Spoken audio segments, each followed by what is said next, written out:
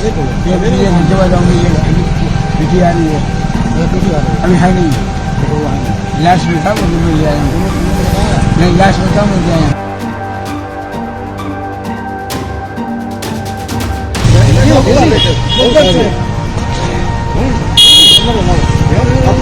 आज मेरे पास मिलेगा, सुनील नजर आए हैं, नई रोशनी लाए हैं। द लाइव टीवी, सच सबसे आगे। नमस्कार, मैं अनमोल प्रीतम और आप देख रहे हैं द लाइव टीवी। आज तीसरे चरण का चुनाव खत्म हो गया। पहला चरण, दूसरा चरण और आज तीसरा चरण। तीसरे चरण का चुनाव खत्म होते ही सबसे पहले बारी आई कि कितने प्रतिशत मतदान हुआ। अगर आंकड़ों के हिसाब से चले तो शाम के 5 बजे तक लगभग 57.58% मतदान हो चुका था। 5 बजे का ये डाटा है, लेकिन फिर भी बहुत सारी जगहों पर, जैसे कि करहल की कुछ बूथ पर, इटावा के कुछ बूथ पर ईवीएम मशीन बहुत बार बंद हुई, लेट से शुरू हुई, 2-2 घंटे तक बंद रही। इसलिए कुछ सीटों पर अभी तक पोलिंग जारी है। इसलिए इसको हम 60% का आंकड़ा लेकर चल सकते हैं कि 60% वोटिंग हुई है। इसके अलावा एक और बात हम बता दें कि इस पूरे जो 9 जिलों की 59 सीटों पर ये जो चुनाव हुआ है, इसमें से सबसे ज़्यादा मतदान एटा में हुआ, एटा ज़िले में हुआ है। और जिस सीट के बारे में सबसे ज़्यादा चर्चा हुई, जो सीट इस पूरे चुनाव के दौरान, इस तीसरे चरण के दौरान सबसे ज़्यादा फोकस में रही, सपा सुप्रीमो अखिलेश यादव की सीट करहल, उसमें 62.32 यानी कि 62.32% मतदान हुआ है। इसके अलावा पूरे दिन जो चर्चा का विषय रहा, उसमें ईवीएम सबसे ज़्यादा केंद्र में था, पुलिस अधिकारियों की दबंगई केंद्र में थी, और फर्रुखाबाद में जिस तरह से ईवीएम के मशीन पर साइकिल का निशान ही नहीं था, वो भी केंद्र में था, और जालौन में जिस तरह से साइकिल का बटन दबाने पे कमल के फूल पर वोट जा रहा था, ये भी बड़ा मुद्दा उठ के सामने आया। एक एक करके मैं आपको सारे मुद्दे बताते चलूँ, ताकि थोड़ा डिटेल में, ताकि आपको पता चले। जैसे कि ईवीएम का मसला हम उठा ले तो मैनपुर ज़िले की विधानसभा करहल यानी कि जो अखिलेश यादव की सीट है, उसके भागपुर गांव में बूथ नंबर 244 और 245 पर ग्रामीणों को वोट डालने से रोका जा रहा है। ये समाजवादी पार्टी ने खुद ट्वीट करके जानकारी दी है। इसके अलावा समाजवादी पार्टी ने एक और जानकारी दी, जो कि अन्य पत्रकार के माध्यम से सामने आया था, कि जालौन विधानसभा की 221 नंबर बूथ, 313 नंबर कमरा, एसआर इंटर कॉलेज उरई का मामला, जहां पर एक वोटर का दावा है कि उसने दबाया बटन साइकिल का और पर्ची निकली बीजेपी की, यानी कि वीवीपैट से जो पर्ची निकल रही थी वो बीजेपी की निकल रही थी। तो यहाँ भी ईवीएम पर सवाल उठे और चुनाव आयोग के निष्पक्षता पर संदेह जताया गया। इसके अलावा कानपुर में एक बहुत ही शर्मनाक मामला सामने आया है। आज तक आज़ादी के बाद से, जब से हमारे देश में वोट डालना शुरू हुआ है, जब से इलेक्टोरल डेमोक्रेसी स्थापित हुई है, तब से कभी भी किसी के धार्मिक पहनावे को लेकर कोई इशू नहीं बनाया गया। हर किसी को अपने धार्मिक पहनावे के साथ वोट डालने का अधिकार था। लेकिन कानपुर में मुस्लिम महिलाओं के साथ अभद्रता की गई। अभी तक क्या होता था कि मुस्लिम महिलाएं अपना चेहरा दिखाती थी, लेकिन उस अधिकारी को दिखाती थी जिसके पास वेरिफिकेशन का राइट होता था। जो अधिकारी वेरीफाई करता था, बस उसको अपना पहचान पत्र दिखाती थी और जाके वोट डाल देती थी। लेकिन यहाँ हुआ ये कि बूथ के बाहर ही कुछ लोग, कुछ पुलिस के जवान और कुछ बीजेपी के कार्यकर्ता महिलाओं को सर खोल के जाने के लिए कह रहे थे, चेहरा खोल के जाने के लिए कह रहे थे, जो कि किसी भी तरह से सही नहीं है। ये कहीं भी किसी भी नियम कानून में नहीं लिखा है कि कोई महिला किसी अन्य अधिकारी को या किसी अन्य आदमी को, पुरुष हो या कार्यकर्ता हो, चाहे वो कोई भी हो, उसको वो दिखाए। लेकिन यहाँ ज़बरदस्ती की गई, जिसके बाद बवाल कटा। तो बाद में अधिकारी शांत हो गए और मामला जाके मीडिया में हाईलाइट होने के बाद अधिकारी हरकत में आए।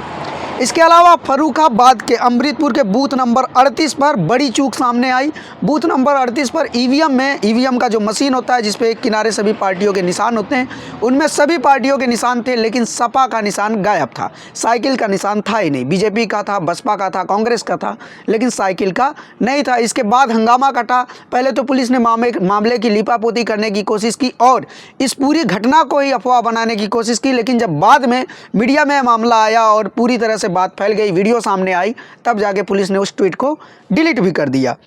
अब आगे मैं बता रहा हूं, कानपुर में पोलिंग बूथ की ड्यूटी पर कर रहे सीआरपीएफ जवान को भाजपा के मंत्री सतीश महाना ने उनके साथ बदतमीजी की। उनको कहा कि हम तुम्हारी दिमाग जो तुम्हारा जो दिमाग ख़राब है उसे हम ठीक कर देंगे।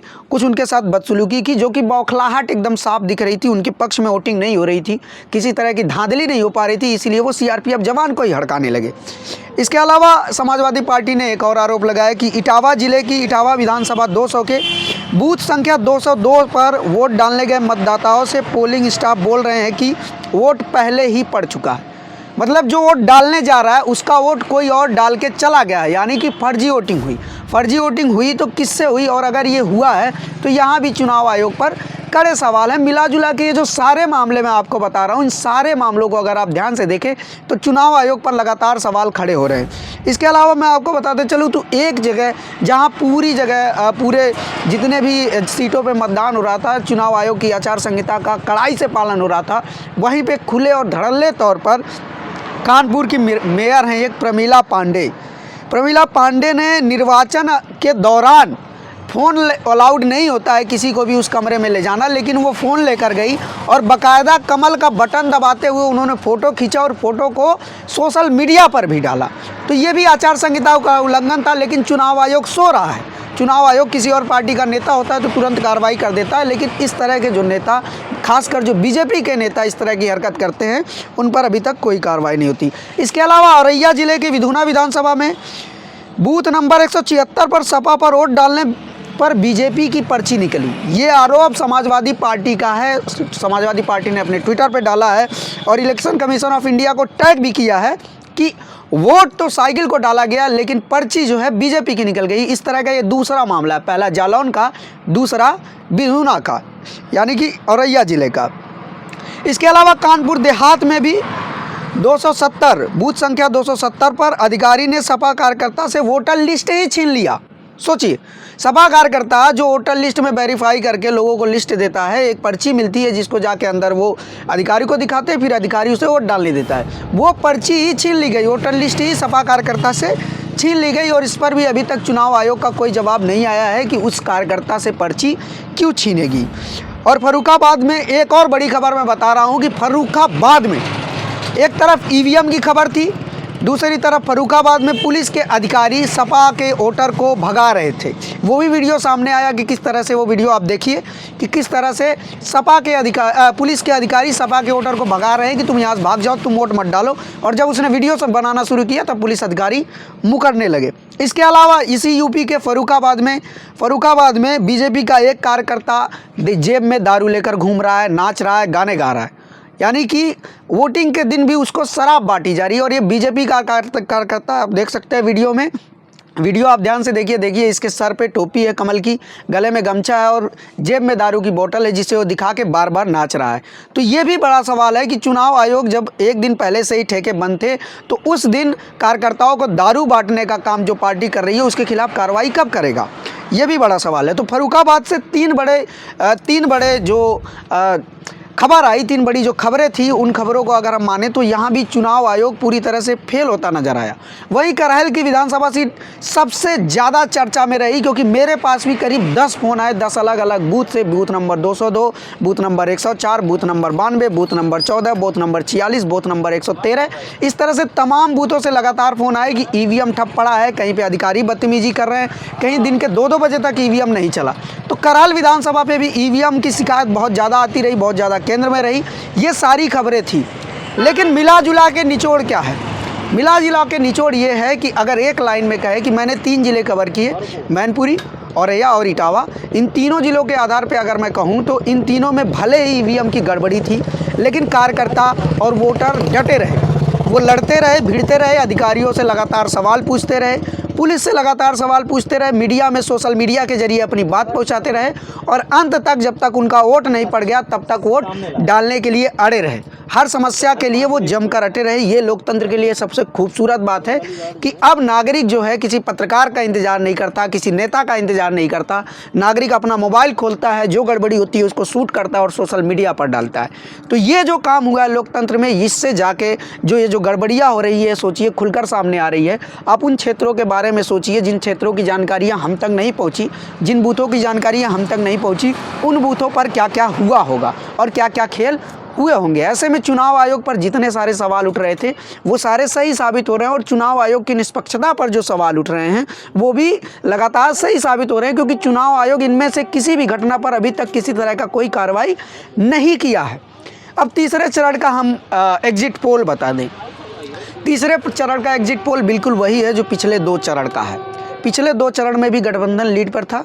तीसरा तो यादवलैंड के नाम से फेमस ही है, तो फिर यहाँ पर भी गठबंधन लीड पर है और अखिलेश यादव की साइकिल लीड पे हो सकती है।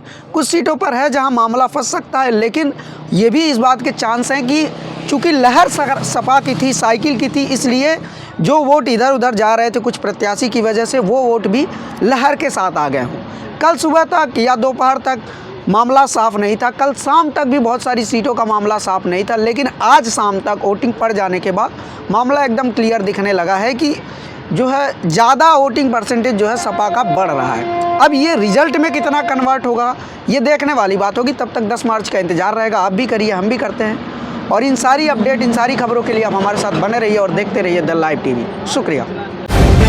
द लाइव टीवी, सच सबसे आगे।